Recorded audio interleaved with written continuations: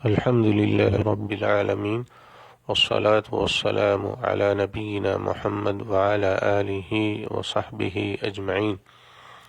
محترم حضرات، اذکار اور دعائیں جنہیں پڑھ کر پھونک ماری جائے انہیں دم کہتے ہیں۔ وہ جھاڑ پھونک اور دم جن میں شرکیہ الفاظ نہ ہوں، شارع علیہ السلام نے ان کی اجازت دی ہے۔ خود نبی صلی اللہ علیہ وسلم نے دم کیا اور کروایا ہے۔ رسول اللہ صلی اللہ علیہ وسلم کا فرمان ہے، لا بأس بالرقا ما لم تکن شرکا، جس دم میں شرکیہ کلمات نہ ہو اس میں کوئی حرج نہیں۔ رواہ مسلم و ابو داود۔ جائز دم کے 3 شروط بتلائے گئے ہیں۔ دم قرآن و سنت یا اللہ تعالیٰ کے اسماء و صفات سے ہو، دم عربی زبان میں ہو جس کا معنی معلوم ہو، یہ اعتقاد نہ ہو کہ دم از خود مؤثر یا نفع بخش ہیں بلکہ اللہ تعالیٰ کے حکم سے نفع پہنچتا ہے۔ دینی بھائیوں، وہ جھاڑ پھونک یا دم جس میں غیر اللہ سے مدد مانگی جائے یا شیاطین کا نام لیا جائے، یا دم کرانے والا یہ اعتقاد رکھے کہ یہ کلمات از خود مؤثر یا نفع بخش ہیں، تو یہ دم ناجائز اور شرکیہ ہوگا۔ رسول اللہ صلی اللہ علیہ وسلم کا ارشاد ہے، ان الرقا والتمائم والطولة شرک۔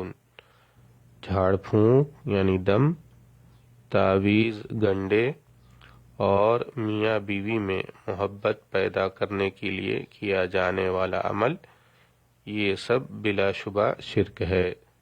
رواہ احمد و ابو داود۔ حدیث میں رقیہ سے مراد شرکیہ جھاڑ پھونک اور دم ہے، اور تمیمہ سے مراد وہ چیز جو نظر بد دور کرنے، نقصان سے بچاؤ کے لیے یا جان کی خیر و بھلائی کے لیے باندھی یا لٹکائی جائے، اور طولہ سے مراد وہ عمل جو میاں بیوی کو ایک دوسرے کا محبوب بنانے کے لیے کیا جائے۔ اسلامی بھائیوں، انسان کی کامیابی اس میں ہے کہ اس کا تعلق صرف اور صرف اللہ تعالیٰ کے ساتھ ہو، وہ اپنے معاملات اللہ تعالیٰ ہی کے سپرد کرے، توکل اور بھروسہ ہو تو اللہ تعالیٰ ہی پر ہو۔ جو شخص اپنے آپ کو عظمت و شان والے مالک کے سپرد کر دیتا ہے اور مخلوق کو اپنے دل سے باہر نکال دیتا ہے تو اللہ تعالیٰ اس کا ساتھ نہیں چھوڑتا ہے اور اس کے لیے نجات کی راہ نکال دیتا ہے، گرچہ ساری مخلوق اس کے ساتھ مکر و فریب کرے اور اس کی مخالفت کرے۔ رسول اللہ صلی اللہ علیہ وسلم ارشاد فرماتے ہیں، من تعلق شیئا اکل الیہ، جو شخص کوئی چیز گلے وغیرہ میں لٹکائے تو اسے اسی کے سپرد کر دیا جاتا ہے۔ رواہ احمد و ترمذی۔